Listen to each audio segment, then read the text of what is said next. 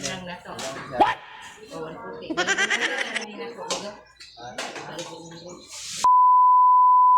mga ka-idol, good morning po sa inyo lahat. Ayan, so mga ka-idol, pupunta po kami sa sa palengke. So ayan, makikita nyo naman yung dinadaanan namin mga ka-idol. So medyo hindi pa nakasemento yung kalsada. So yung tagal-tagal na ako hindi nakauwi dito, hanggang ngayon hindi pa nakasemento. Ayan, doon sa may kalagitnaan mga ka-idol, ayan na, may semento na.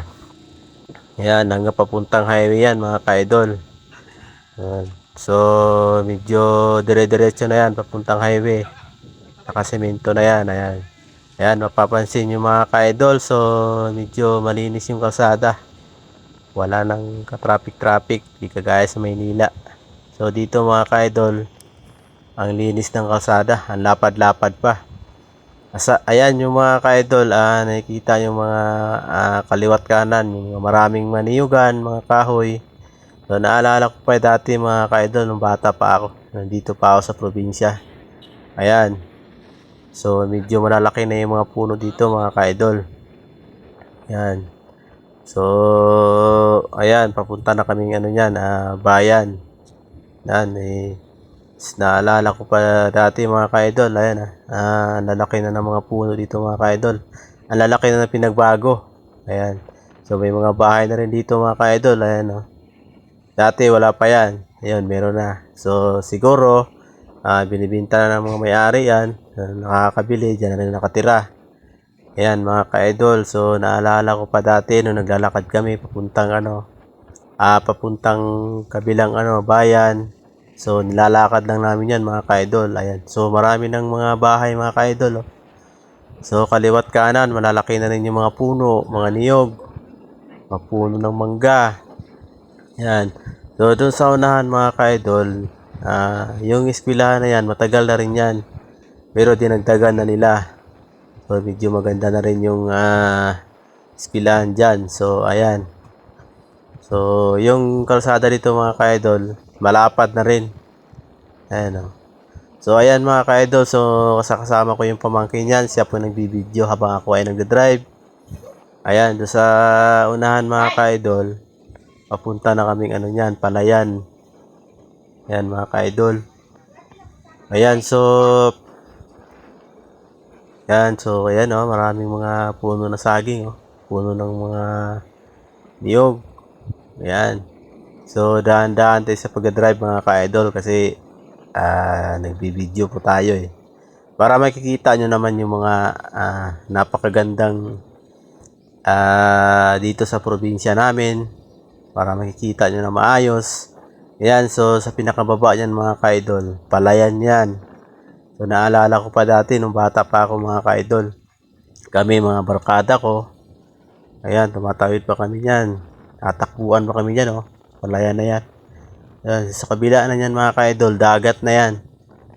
Ayan, so medyo malayo-layo pa tayo mga ka-idol. Papuntang palengke, yung bibilhan ng isda. Ayan, so napakaganda na rin yung kalsada mga ka-idol dito. Sobrang lapad na. Tsaka marami na rin bahay mga ka-idol. Maraming malaki na rin yung pinagbago. So dati na nandito, maliit pa ako, nandito pa ako mga ka-idol. Ayan, so wala pang gaanong kabahay-bahayan mga ka-idol. So ngayon, marami na. Ayan o. Makikita nyo yan mga ka-idol o. Ayan. So malinis yung mga ka-idol. Kalsada. Ayan, kahit yung takbo natin puging takbo lang. Ayan, so okay lang, makakarating din tayo ng maayos. Kasi po, walang traffic. Kaya mga ka-idol, oh. Ayan, so dito sa kabila mga ka-idol, malapit na rin sa dagat yan. Ayan, kabilang kanan, malapit na rin sa dagat yan. Ayan. Dati mga ka-idol, hindi namin minomotor yan. Lalakad lang kami. Paggabi. Punta kami doon sa kabila. Manonood lang ng basketball. Sa tuwing may mga liga. Sa tuwing may mga iskuhan, mga ganon, mga sayawan. Yan. So, nilalakad lang namin yan paggabi. So ngayon, tatagal-tagal na natin hindi nakauwi. So medyo tatama rin na tayo maglakad. Kahit nga nakamotor, matagal nakakarating eh. Galakad pa kaya. Ayan mga ka-idol, so ang tataas ng mga niyog mga ka-idol oh. So sa kabila niyan mga ka-idol, kabilaan yan, dagat na yan. Dagat na yan mga ka-idol. Yan, makikita mo yan mga ka-idol oh. Tataas ng mga niyog. Yan, so mga ka-idol, malapit na tayo sa palengke. So yung mga binibinta mga isda dito mga ka-idol, mumura lang. Tsaka fresh na fresh pa. Yung bagong kuha talaga sa dagat. Yan ang napaka sarap dito sa probinsya mga ka-idol. Fresh na fresh pa, murang-mura pa. So nakakalanghap ka pa ng masarap na hangin. Talagang fresh na fresh. Ayan. So ayan mga ka-idol, malapit na tayo. Puntang palengke. Ayan, di ba? Yung takpong pugi lang yan mga ka-idol, pero matagal tayo nakakarating. Pero pag binibilisan ko yan, kanina pa kami nakarating yan. Sa luwag-luwag pa ng kalsada oh, walang traffic. Yan. Pero pag traffic yan mga ka-idol, nako. Anong oras kaya makakarating dun sa pinupuntahan mo? Ayan oh, halos ikaw na lang yung dumadaan sa kabilang kalsada. Hira lang yung madaan dyan oh. Ayan mga ka-idol, di ba? Ayan mga ka-idol, malapit na tayo sa palengke. Ilang kilometro na lang, makakarating na tayo. Ayan mga ka-idol. So, takpo-pugi lang tayo mga ka-idol. Makakarating din tayo. Ayan mga ka-idol. Minsan talaga mga ka-idol, hindi bago tayo sa mga ating pupuntahan. Sa tagal-tagal na natin hindi nakauwi sa probinsya. Diba? Hindi bago tayo, diba? So parang yung dati mong laging pinapasyalan, nanibago ka. Kasi nga marami ng mga bahay-bahay na magaganda. Ayan oh, ka-idol.